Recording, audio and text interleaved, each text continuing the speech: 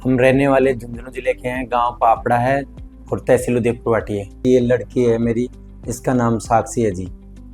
इसकी उम्र 15 साल है और ये सितंबर 2022 से इसका ट्रीटमेंट चालू हुआ था और 3 महीने के बाद में इन्होंने गेहूं चालू कर दिया और बिल्कुल अब अच्छी तरह गेहूं खाती है, रोटी खाती है, कोई दिक्कत परेशानी नहीं है। और ये लड़की खाने पीने में, गेहूं खाने में कोई दिक्कत नहीं है, कोई साइड इफ़ेक्ट नहीं है, अच्छे से रहती है खाने पीने। और डॉक्टर साहब ने बढ़िया से बढ़िया इनका इलाज किया है और डॉक्टर साहब ने पूरा ध्यान रखा है इनका इलाज के टाइम। बच्चे का इलाज राजा पार्क क्लिनिक है, इसमें बढ़िया सा इलाज होता है, बढ़िया इन्होंने दवाई दिया है डॉक्टर साहब ने। जैसे गेहूं की रोटी तुरंत उल्टी कर देती थी बच्चे और बहुत भारी मात्रा में उल्टियाँ होती थी। जब ये दवाइयाँ चालू किया तो इनसे 3 महीने में फ़र्क पड़ गया और 3 महीने के बाद में बच्चे ने धीरे धीरे खाना चालू कर दिया और अब बिल्कुल सही है। हम ये मैसेज करना चाहें कि जिनके भी गेहूं की एलर्जी है तो डॉक्टर गंगवाल साहब से मिलो और इनका सेंटर राजा पार्क में है और वहाँ जाके दवा ले और इनका बढ़िया तरीके से इलाज करते हैं। और डॉक्टर साहब के क्लिनिक दिल्ली, बॉम्बे, नोएडा, चंडीगढ़, इन सभी स्टेटों में इनका क्लिनिक है। इनमें सब में बढ़िया तरीके से ध्यान रखते हैं इलाज में और बढ़िया इलाज होता है। मेरा नाम साक्षी मौर्य है और मेरा गांव पापड़ा है और ज़िला झुंझुनू है। जब मुझे 2022 में मैंने ट्रीटमेंट लिया था, जब स्टार्टिंग में मेरे गेहूं की एलर्जी थी, मुझे पता चला मेरे लूज मोशंस, उल्टियाँ होती थी। फिर मैंने डॉक्टर साहब को दिखाया तो उन्होंने मेरे को दवाई दी। तो 3 महीने मैंने उनका कोर्स लिया, उन्होंने मेरे 3 महीने बाद गेहूँ चालू कर दिया। फिर मैंने गेहूँ स्टार्ट कर दिया और अब मैं ठीक से गेहूँ खा रही हूँ। 2-2.5 साल हो गए, मैं बाहर का भी खा रही हूँ और गेहूँ भी खा रही हूँ, मुझे कोई प्रॉब्लम नहीं। और मैं यही मैसेज देना चाहूँगी जिसको भी गेहूं से एलर्जी है कि वो आकर यहाँ डॉक्टर साहब से मिले और अपना ट्रीटमेंट ले। इनका सेंटर जयपुर राजा पार्क क्लिनिक, DL गंगवाल नाम से है।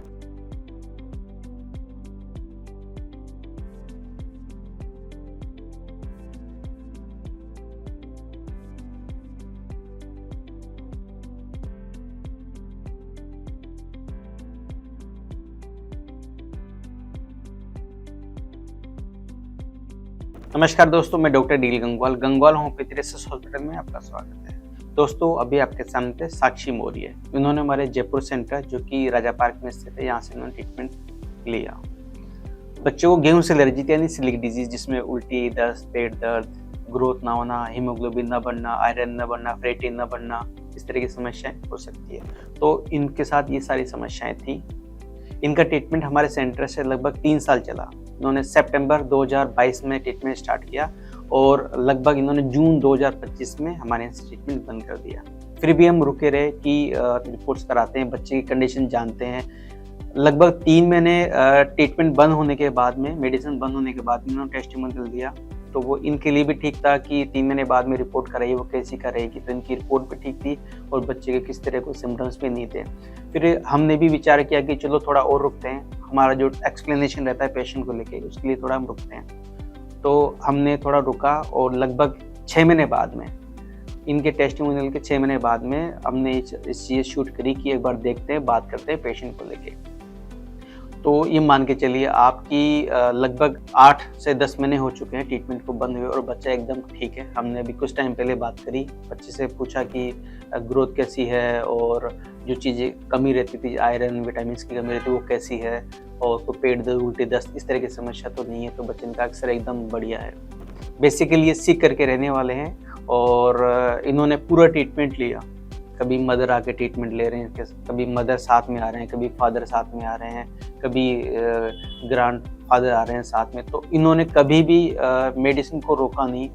3 साल का मतलब 3 साल, मतलब पूरा ट्रीटमेंट लिया है इन्होंने, कभी भी कोई गैप नहीं किया और इसका नतीजा आप देखिए कि बच्चा एकदम ठीक है। कई पेशेंट के साथ समस्या ये होती है कि वो अपने अकॉर्डिंग ही कोई रीज़न बना लेते हैं कि इस वजह से हम ट्रीटमेंट नहीं पूरा कर पा रहे। जैसे हमारे पास पिछले महीने की बात है, मेरे पास 3 कॉल ऐसे आए जो क्लेम करते हैं कि सर हम पिछले साल भर से, 2 साल से, 3 साल से ट्रीटमेंट ले रहे हैं लेकिन हमको इम्प्रूवमेंट क्यों नहीं मिल रहा। तो जैसे कि जो पेशेंट बताएंगे इस तरह का कि हम साल, 2 साल, 3 साल से ट्रीटमेंट ले रहे हैं, तो हमारे माइंड में भी क्लिक होना चाहिए पेशेंट का कि हाँ वास्तव में पेशेंट चल रहा है।